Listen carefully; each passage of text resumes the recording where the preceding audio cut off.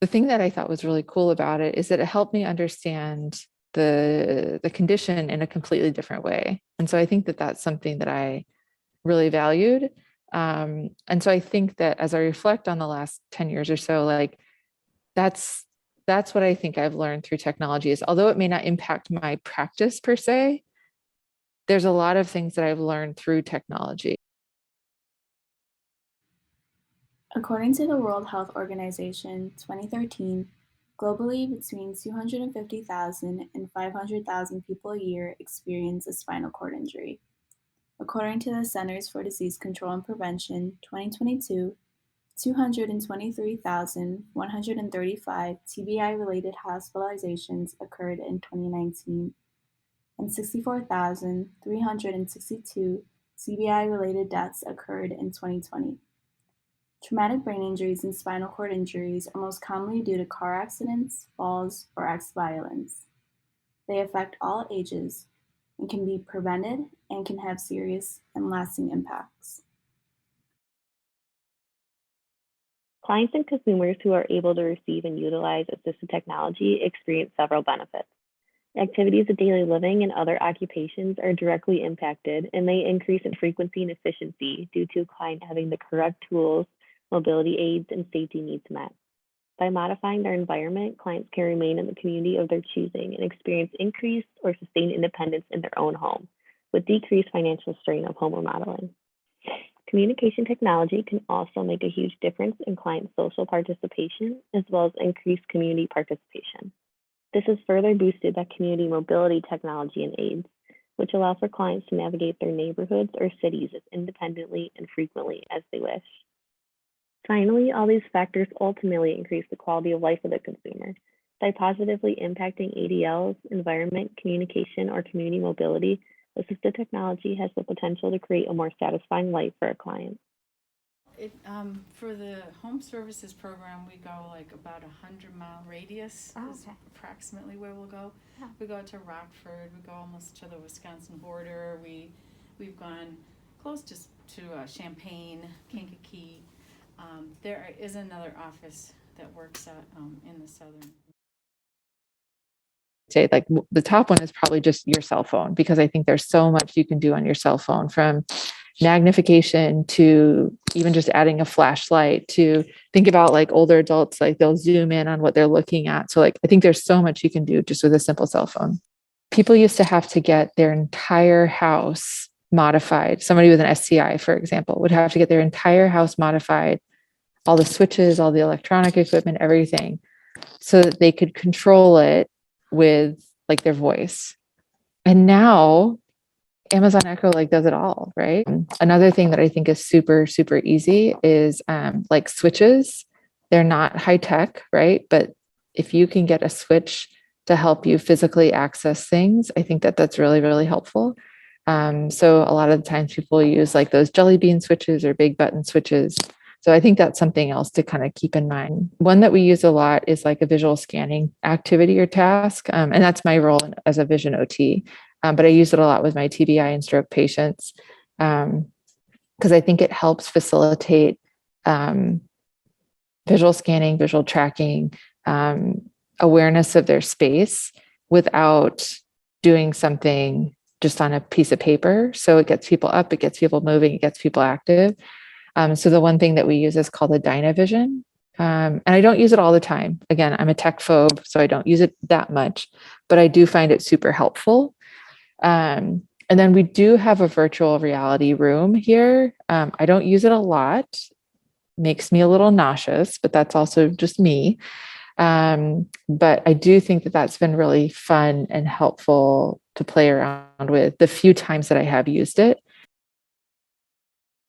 Grant award processes differ between organizations and state level funding, so it is important for someone who is searching to receive a grant to do extensive research for all possible options for their condition, age, location of residence, and other personal factors. The University of Illinois Chicago, or UIC, receives federal funding from the Department of Rehabilitation to run their Assistive Technology Unit, or ATU, which is a collaborative team of architects, OTs, PTs, SLPs, engineers, and special educators. This is the largest mobile assistive technology program in the country and covers around 100 square miles of the Chicagoland area. Clients at the ATU who apply and become recipients of the Department of Rehabilitation's grant receive $25,000 every 5 years to provide home modifications, medical equipment, and assistive technology. These services are recommended by occupational and physical therapists during a home evaluation, and any home changes are drawn by architects and engineers. The design is sent out to contractors, and whoever offers the lowest bid will complete the project. Client barriers to receiving assistive technology include the aforementioned cost of the tech, location and delivery of the equipment, and the training needed for the user and their caregivers to use the tech safely and to its full potential. Costs can range from $20 to over $30,000 for one piece of equipment, and the equipment is rarely a standalone purchase. Most equipment requires adjustments and specialization, as well as additional purchases. Accessing the location of the technology can be difficult as durable medical equipment, also known as DME, companies supply distributing organizations rather than individuals. These DME companies are typically located in or around densely populated urban areas, which can present a barrier to those living in suburban or rural areas. For the millions of clients applying for DME due to community mobility issues, this presents an added burden of unusual and further complicated travel to extra appointments for the fitting and customization of the equipment. Delivery of the equipment can be costly and difficult and run the risk of damaging the technology during long trips. The UIC Assistive Technology unit we met with receives equipment from around the country. The UIC service then travels with the equipment in a van to the client's home as far as 100 miles. Training of the client and their caregivers is incredibly important to improve the client's well-being and lessen rates of tech abandonment. Family of the person with assistive technology is the greatest determinant of whether the tech will be used routinely in a shared home. Therapists are needed to support and train family caregivers throughout the prescription process. In these ways, tech as an intervention can be more effective, abandon less, and save the funding parties more money. Assistive tech improves client mobility, self-care, and social function, and lessened caregivers' required assistance. However, during a survey of caregiver competency, only 50% feel confident in using assistive tech, with many of the 50% consisting of caregivers who would receive formal information and training from providers. The greatest barrier for assistive tech include the lack of training provided to the client and the caregiver, as well as the client's housing and transportation.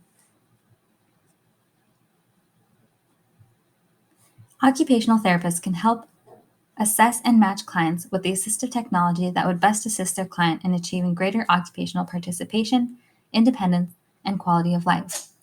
OTs have special insight into what tech might improve or maintain our clients' functional abilities, as well as how to adapt tech to suit the client's goals.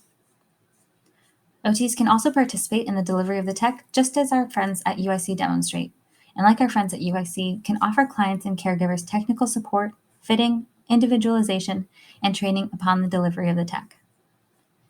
An OT can interprofessionally advocate for assistive tech and all the services it entails. This includes amongst the tech vendors, caregivers, care team, workplace or school, and government offices that often are involved with the distribution, training, and acquisition of assistive tech. Kelsey Waters at Shirley Ryan Ability Lab also recommends occupational therapists aid in developing technology if they see a consistent need from their clients that isn't being met by devices that are currently available. Lastly, OTs can stay updated and in contact with assistive tech resources, such as those that supply the public with materials on clients' device usage rights, ongoing technical and mechanic support, applications for tech grants, and affordable or even free tech supplies. Existing organizations that offer some of these services include Device for the Disabled, which is a nonprofit organization located in Chicago that collects used mobility equipment to offer to members of the community that don't have insurance or lack the funds to acquire the tech they require for continued mobility and independence. Equip for Equality is another organization that works out of Chicago to equip folks in need of assistive devices with device information and referrals, tech assistance, and legal advocacy and representation. These are just a couple of examples of the incredible resources that OTs can connect with to better serve their clients and even become involved with to continue the organization's great work. As you can see, there is a great need for OTs to help their clients overcome barriers to receiving and adopting assistive technology, and a number of ways to join the effort to provide the devices that members of our community need to live their lives to the fullest. Thank you.